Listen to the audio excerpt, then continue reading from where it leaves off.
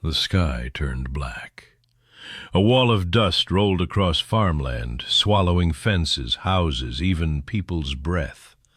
The wind howled like a beast unleashed, and with that roar lives were torn from the earth. Families packed what little they had and headed west, chasing a promise as fragile as the soil they left behind. Before we dive into the story, take a moment to like and subscribe, and help keep history alive. The storm that drove America west. In the early 1930s, the Plains states of America, Dust Bowl country, were once fertile, hopeful land. Farmers worked the soil, raised crops, and built dreams. Then the drought came. The rains stopped. The earth cracked. The topsoil turned to dust. These storms didn't just strip fields. They stripped dignity, identity, hope. Entire townships watched in despair as their livelihoods vanished. With each grain of drifting dust, the promise of staying planted faltered. One by one, families left their homes. They did not drift aimlessly. They angled their worn cars, their trucks converted into makeshift caravans, Arizona-bound, California-ward. They followed the horizon for a whisper of renewal. For many, the destination was the fertile fields of California. But the journey was not salvation. It was survival. These were Americans, born on the land, now becoming refugees in their own country. And the wind didn't stop at the state line. The landscape shifted. The economy sagged. The human spirit stretched thin. Today we travel their road. We see their dust-caked faces. We feel the weight of the storms. We hear the tremor in their voices as they wondered, where will the next storm hit? And where will it leave us? And so begins the exodus across the plains, toward a place called hope, and toward what awaited them might not be what they imagined. Leaving home for a stranger's land. In the dawn haze of a silent morning, they climbed into battered cars and trucks.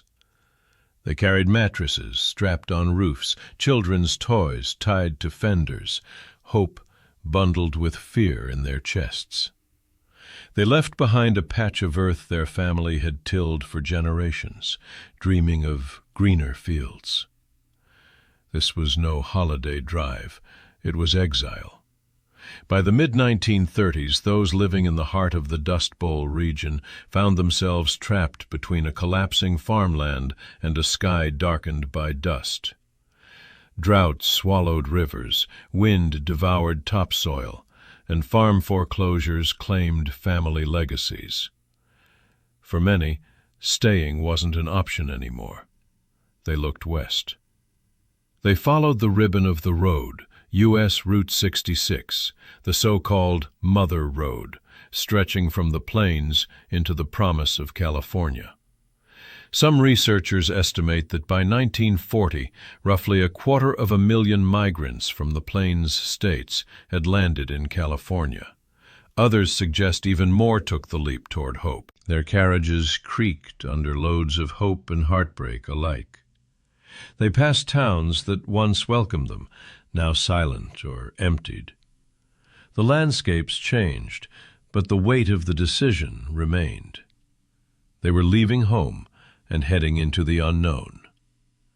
When they finally arrived in California's San Joaquin Valley, the scene was less reunion and more reckoning. They stepped off the road into labor camps, makeshift tent cities, and fields where the wages were small and the work unrelenting. The green promised land often greeted them with closed doors, suspicion, and grim wages. Still, for many families, it was better than staying. Better than watching dust eat their crops, better than watching hopes vanish with a wind gust. They carried their memories with them. They carried their losses. They carried a question. Can we build again?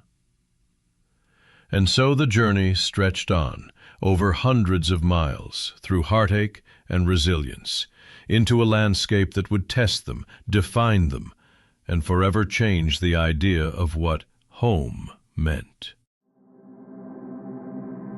Arrival and the new frontier. They came down the long road into California, hearts heavy, minds hopeful. The fields of the San Joaquin Valley stretched out ahead, rows of green and promise shining in the afternoon light. But the promise arrived with a cost. Their names, they came from Oklahoma, Texas, Arkansas, Kansas. The wind and drought had beaten them. They were called Okies, sometimes even if they weren't from Oklahoma. The region was rich in fruit, cotton, and vegetables. Farm landowners beckoned for labor. So these migrants piled out of battered cars and trucks with their few possessions. They stepped into a different world. The air smelled of orchards and irrigation, but also of suspicion and uncertainty. The golden fields weren't free. Wages were low. Housing was rough. Their welcome was lukewarm. They joined camps, tent towns, makeshift shacks, row after row of bunkhouses. Some were former farmhouses. Some were newly built by relief agencies. They waited for work. They waited for wages. They waited for the soil under their boots to feel like home again. Still, for a moment, they let themselves believe, maybe this is it. Maybe this will be the chance to rebuild what was lost. But the land had changed, and the system had changed. And so the new frontier wasn't just about new soil. It was about survival, adaptation, and facing a world that did not ask kindly. And as the sun dropped behind orange groves and almond trees, they realized the journey is only beginning. The work they found. They rolled up their sleeves. The first job? Cotton picking. The fields demanded hours of bending, stooping under a harsh sun. The wages were low, and the clock didn't pause for fatigue. Many of these families had been farmers themselves, owning land, planting seed, watching the crop grow. Now they worked as day laborers, chasing harvest from one field to the next. In the fields of California, they picked cotton, pruned orchards, harvested grapes. The work was relentless, sunrise to sunset, heat shimmering off rows of plants, dust settling in lungs. The family truck parked under a tree became home between shifts. Children carried buckets or helped pack fruit. Mothers and fathers moved in rhythm, focused, exhausted. They were not exactly strangers to work, but this was different. They watched their pay envelope shrink after deductions. They compared what they earned to what the landowners earned. The dream of a fresh start felt heavy under the realities of this new labor. Some camps required them to pay rent from their own wages. Some towns eyed them as outsiders. And still, they persisted, because giving up wasn't an option. They had left the dust and drought. They had come west for hope. This job, this work, they held it like a lifeline. As evening fell and the fields emptied, the rows lay silent. They gathered their tools and returned to the bunkhouses. Tomorrow, the same sun, the same rows, but maybe, just maybe, a bit further along toward something better. Resistance, prejudice, and survival. Hope met resistance. In California, the influx of migrants stirred old prejudices and new fears. Locals worried about jobs. Towns worried about relief rolls. The press labeled the newcomers with contempt. They'll be burdens, some said. They'll bring trouble, others whispered. The refugee word hovered in the air. In the camps, relief agencies tried to help, but aid was never enough. Lines stretched long, the handouts were small. The waiting felt longer. Children looked thin. Mothers looked weary. Fathers looked defeated. Yet still they tried, because the alternative was turning back into the dust. Some cities set up roadblocks. Along U.S. Route 66, police checking for jobs, money, do-re-mi. A folk song echoed their plight. If you ain't got the do-re-mi, folks will see you through with a hotel key. Migrants carried their pride and their fear in equal measure. Still, they organized. They struck for better pay. They petitioned. They joined unions. They built communities. They looked at one another and said, "We are Americans. We will survive." And as one camp emptied and another filled, a new pattern emerged. Survival meant more than work. It meant resilience. It meant rooting, even when the soil felt foreign. And when the truck rumbled back up the highway at dawn, it wasn't just moving again. It was persisting. Home in limbo. Home had changed shape.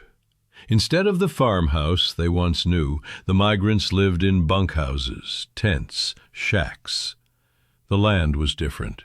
The crops were not the ones they planted. The rhythm was different. They were not owners anymore, but hired hands.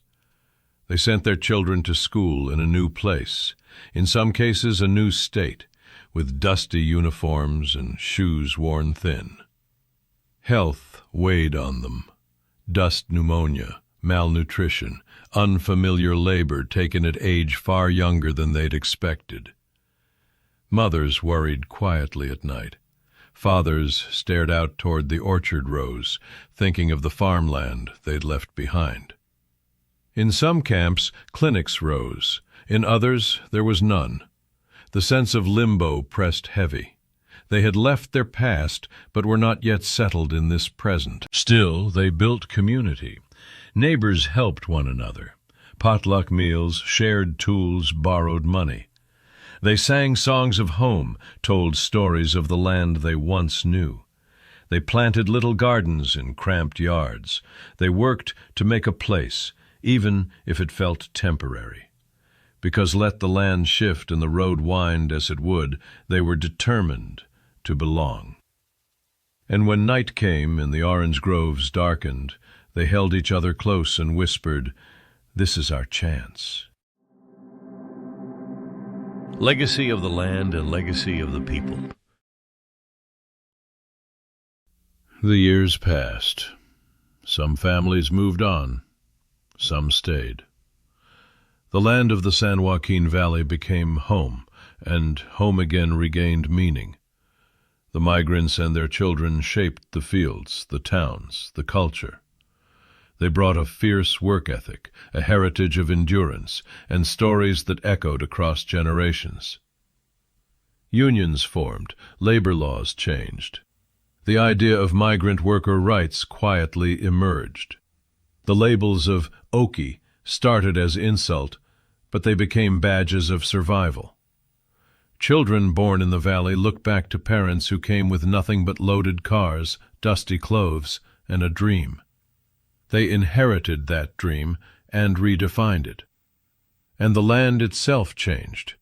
The sediment of dust storms gave way to irrigation systems, crop rotations, new farming techniques. What was once wasteland became productive. Yet the memory of that exodus remained etched in the soil. To this day the wind whispers through the fields. In the quiet hour before dawn, you can still sense it.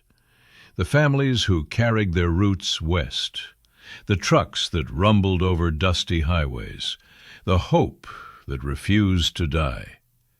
They transformed not just land, but identity. Because in the end, this was not just about migrating west. It was about finding home again. It was about reclaiming dignity.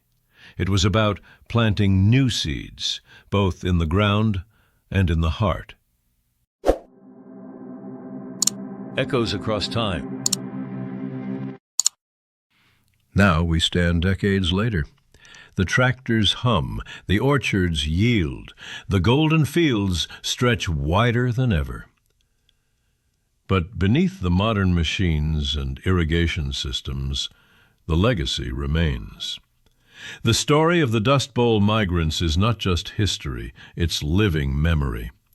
Descendants of those families walk the same land their parents ventured into. They walk it with pride, knowing they carry the roots of a journey born in desperation, driven by wind and drought, guided by hope. The children of farm workers now stand among engineers, teachers, community leaders. The land changed them, and they changed the land. The black storms still serve as warning. Climate shifts, soil erosion, disaster adaptation. The echo of that era rings today. When machines roar in the fields, when storms gather in the sky, we remember. Resilience is built, not granted. So we look back, not to mourn, but to honor. The families who packed their lives into old trucks, the hands hardened by picking cotton down rows, the children who learned school in a foreign state, the homes built from makeshift shingles. They're here, they're us, and in the quiet dusk of the Central Valley, when the wind stirs through almond trees, we hear them, the whisper of a promise kept. The journey west became a journey toward home. Honor the past. Like the video, subscribe, and join us in keeping history alive.